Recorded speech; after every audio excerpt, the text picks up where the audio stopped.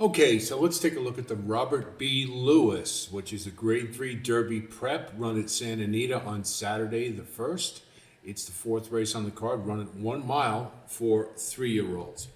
And yes, look at this field. This is another Bob Baffert Invitational. He's got the first 3 horses in the race: Matticat Road, Citizen Bull, Breeders' Cup Juvenile winner, and Rodriguez, who made quite a splash with breaking his maiden in his last race. Wesley Ward throws in Clock Tower, and then we have Valentine's Candy coming in from Los Alamitos. This is going to be a short post, okay? It's one of the 3 Bafferts, bottom line. Clock Tower is going to have too much speed to deal with Citizen Bull and Rodriguez, and Matticat Road will probably be right off his throat latch. So he's not going to make it. Valentine's Candy simply isn't fast enough and has no chance in this race. A very easy toss. So let's talk about the 3 Bafferts. Okay, Citizen Bull won the Breeders' Cup Juvenile. Look at his last 2 races. Easy, easy leads. Easy, easy fractions. Easy, easy finish. Couldn't have had it more his own way if he tried for 2 straight races. Could that happen here? Sure, it could, without a doubt. But he also didn't have the likes of Rodriguez. And Rodriguez, while I am very reticent to get real excited about horses who broke their maiden moving into stakes races, this is obviously a unique situation because they're all Bob Bafferts and they're all for Starlight Racing in one capacity or another. Rodriguez certainly has a nice turn of foot, and he is not going to let Citizen Bull get off to a nice, easy lead. He's going to be breathing down his throat latch. Now, before we go any further, let's say this. We can talk about the politics and the strategies and whatnot and drive ourselves crazy. We don't know what's going on, and we won't know until after the race is over. But from a small field, could Rodriguez get up and wire this field? Absolutely. Without a doubt, he could. But Citizen Bull isn't going to go away quietly, and he's got the back class, and around 2 turns, I might add. And he's certainly going to make things hard for Rodriguez. So to me, the 2 of them sort of cancel each other out. While they're both capable of winning this race, without a doubt, the horse to look at, to me, is Matticat Road. Now, you can also say, okay, well, why isn't J.J. Hernandez on him?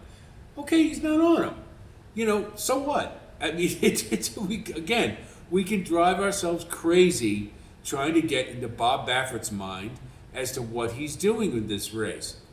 Why I think Matticat Road is the best choice is, number one, he's coming from just off the pace while he lets Citizen Bull and Rodriguez hammer it out. They've got to deal with Clock Tower as well, and probably Valentine's Candy for a little while. So it obviously would set up for a horse who isn't going to be so deep that he's out of the race. Now, you'd have to think Baffert is pretty high on Matticat Road because he put him in a stakes race before he even broke his maiden and he finished second. In his maiden score, I was extremely impressed with his turn of foot when he got it in gear. Now, he was extremely green, no doubt about it.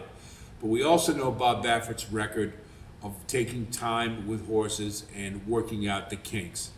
And of these 3, my theory is this. Can Citizen Bull win the Kentucky Derby on the front end? I don't think so. That's a very tall order, especially this year. I don't know. It would be a tall order. Matticat Road, I think just the fact that he's already showing ability, and I don't think he's figured it out yet, looks to me like a greater prospect. So that's my little theory here. And just because we have a number of horses who want the front end in a small field, I'm going to go with the horse coming from off the pace, and that's Matticat Road. The wagering strategy is pretty simple. Matticat Road to win, Citizen Bull and Rodriguez, cold exactas 1-2, 1-3, trifecta 1-2-3, 1-3-2, and then we'll box all 3 for the hell of it. Just as sort of a saver in case Citizen Bull or Rodriguez ends up winning this. But to me, this is a race that, what are you going to do? I mean, it's basically, you just sort of have to plant your flag. You can't cover all the bases. If you do, you're going to lose ROI-wise because you're spending too much money to try to outthink a masterful trainer, and I don't think any of us can do that. So I'm just going to go with Manicat Road as the most logical one to win this race. Hope our analysis helps you with your own wagering strategy. I wish you the best of luck, as always.